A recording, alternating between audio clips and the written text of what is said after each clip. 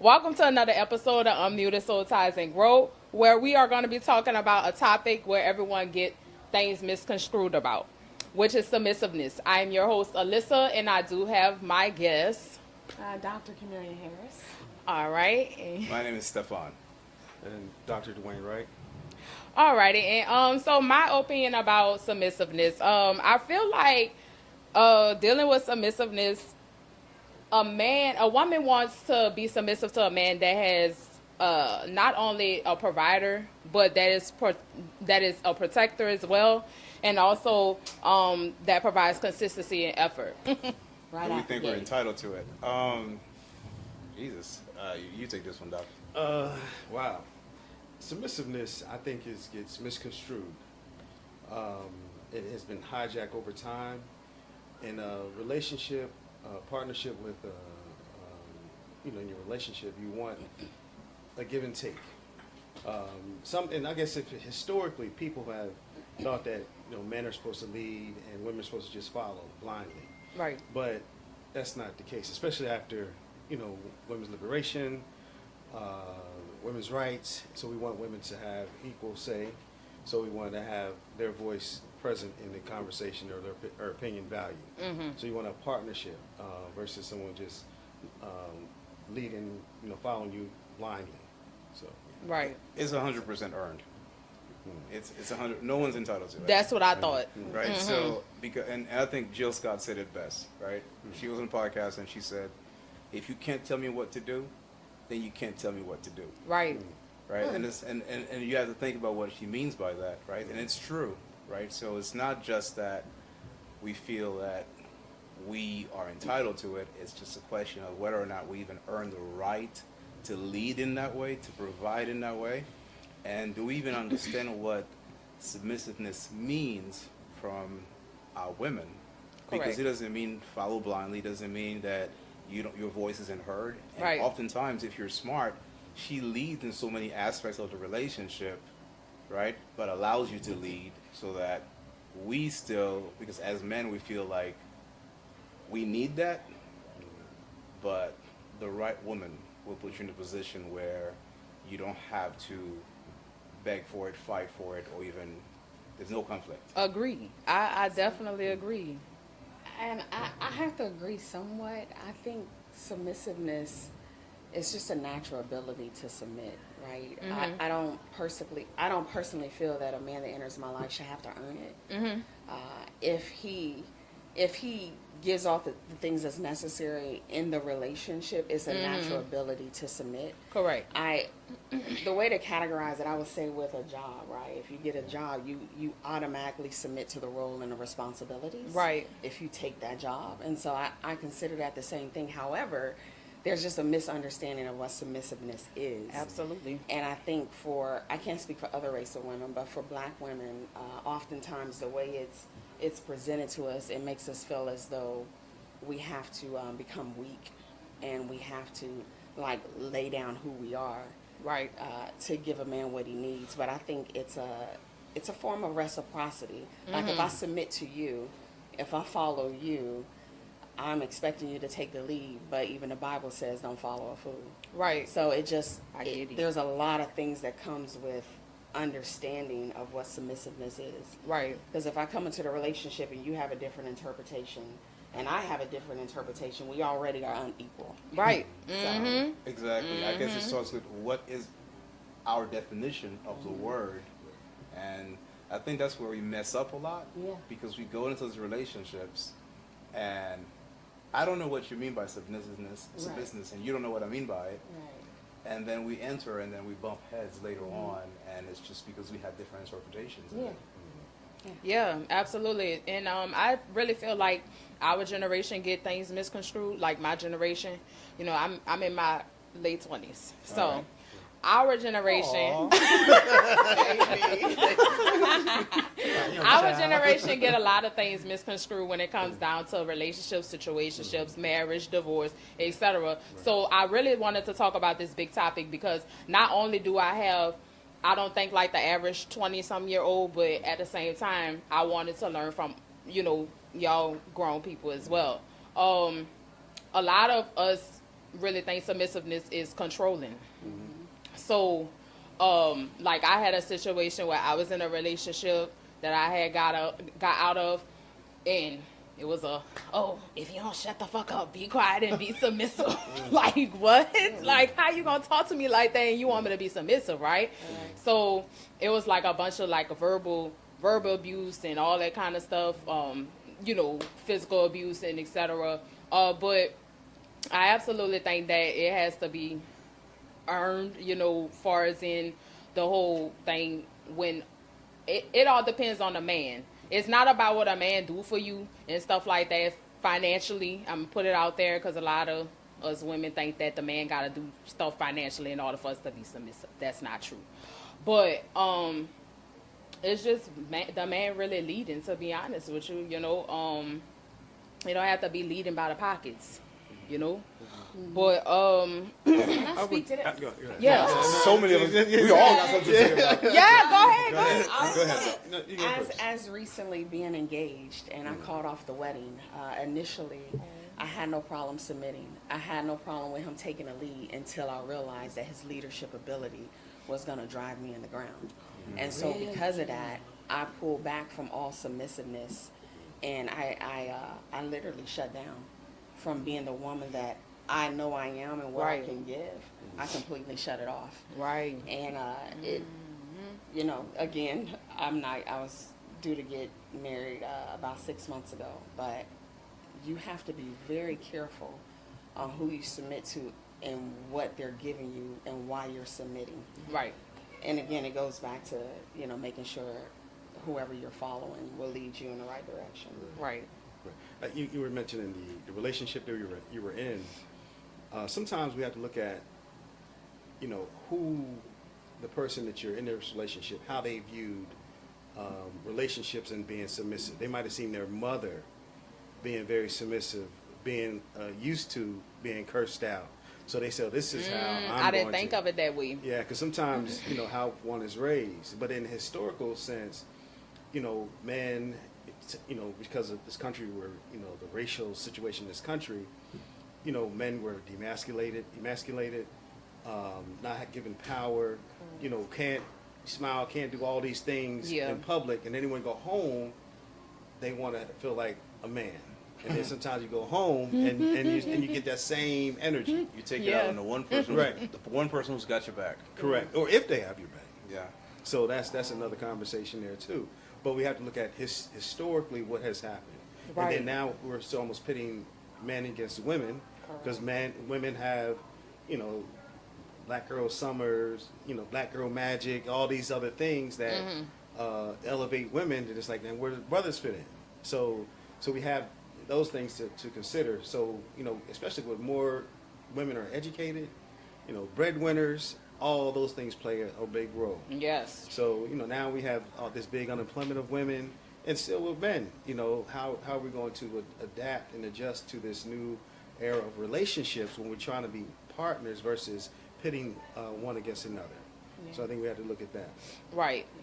So, I agree. Oh, I'm sorry. Go ahead. I was just going to say, I like a little bit of control, but it has to make sense, right? Yeah, yeah. Verbal abuse, physical, emotional, and spiritual abuse is just not accepted. And I will say, like, historically, the women historically, they submitted because the lack of finances, lack of education. Yeah. So I think even growing up, a lot of black women don't really know what submissiveness really is, to be honest. Yep.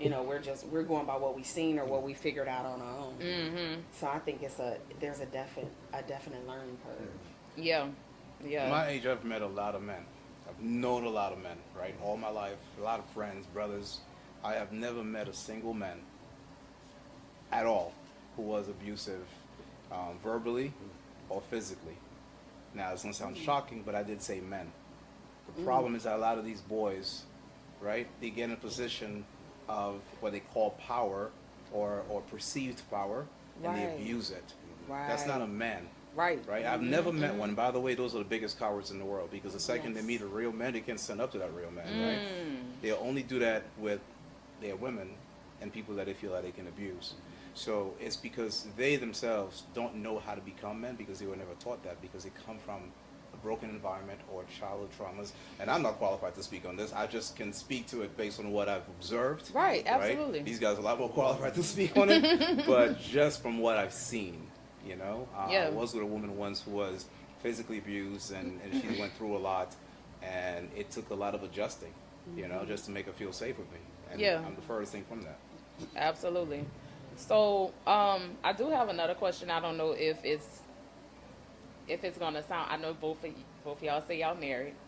I don't know if it's gonna sound a little bit Go for it. offensive. I don't know. Okay. They skin Now, look, because I had this experience Let's go. plenty of times. Nowadays I see married men hitting on single women. Why is that the case? And like, is it a problem to where they're not happy in their relationship? Their marriage, or what is it? And why they choose to just hit on single women but not get a divorce? What's going on? No, I don't do it. I have no clue. I'm happily married.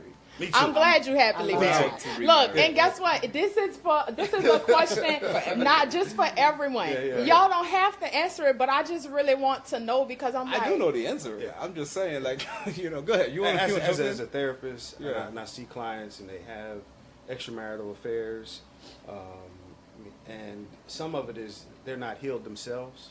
They have some issues that they're dealing with, Right. and they may not feel fulfilled in their relationship at home.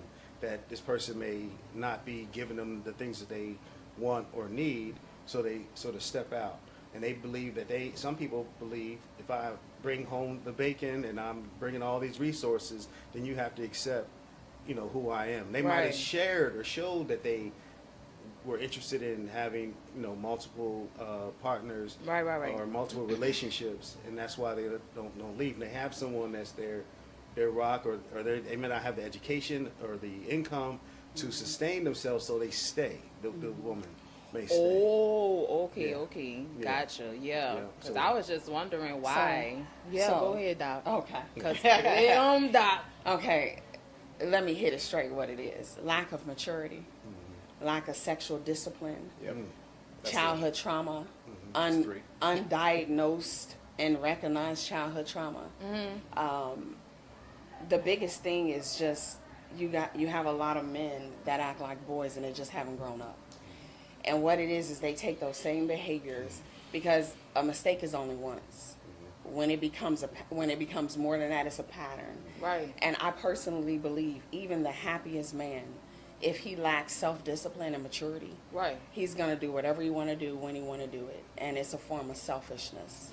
I'm so glad And- you said that, because I'm sorry, I didn't mean to interrupt. Go ahead. Because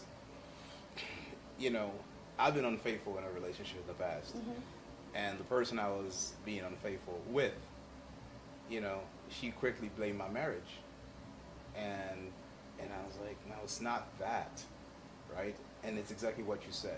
I was at a point where I had not healed from certain things, and I was dealing with certain things. It was sexual discipline that was lacking, and there was some other things as well that I really hadn't faced, right? So that's what it is. It's not necessarily because if we go with the narrative that something's missing, then we blame the wife. Oh, that's right. I'm sorry. If we go with the narrative that something's missing, then we blame the wife, right? We blame the victim, the person who's just the innocent bystander here, right? She's collateral damage. Absolutely.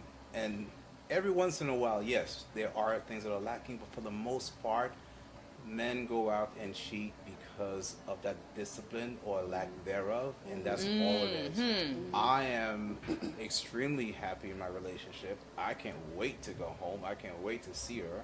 I know that's right. That's just how I feel all the time. Yeah, And I we're know happy that's where right. we are. And I also know that you said sometimes one thing, once is a mistake, then if it becomes a habit or something else, she will not tolerate a single mistake.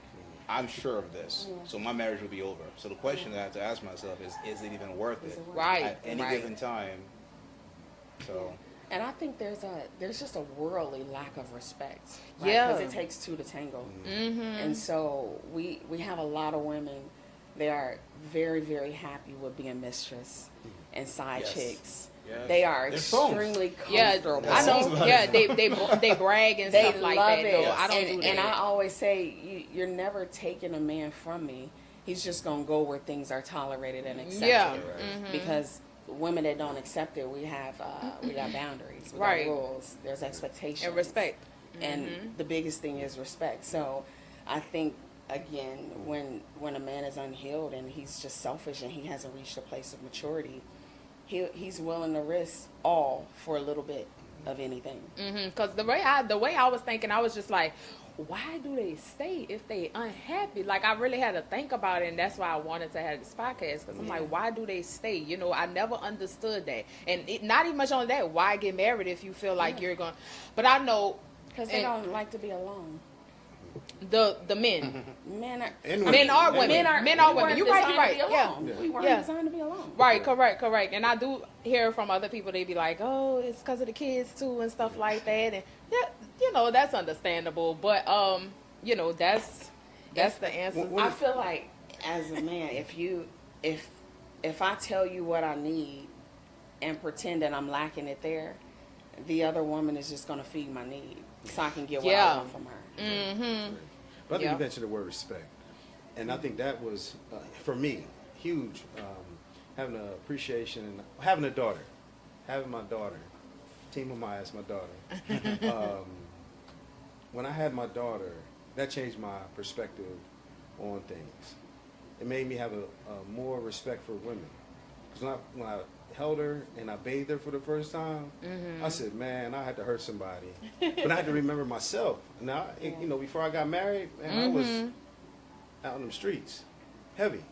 And I said, you know what? And then my daughter made me really, and even though I was married, it just didn't click. Yeah. But, you know, knowing that I know how to protect my wife, love my wife, but it wasn't until I had my daughter and realizing that I'm charged to protect my wife, but it was just something different about my daughter.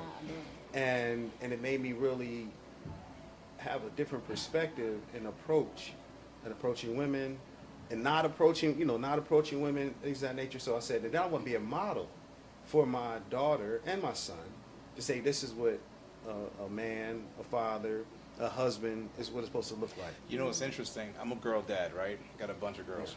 So, but I have 2 sons. Everything that I model for my sons. Because Wow. they're the ones that need to see what need to happen and how women need to be treated. Right? My girls already know.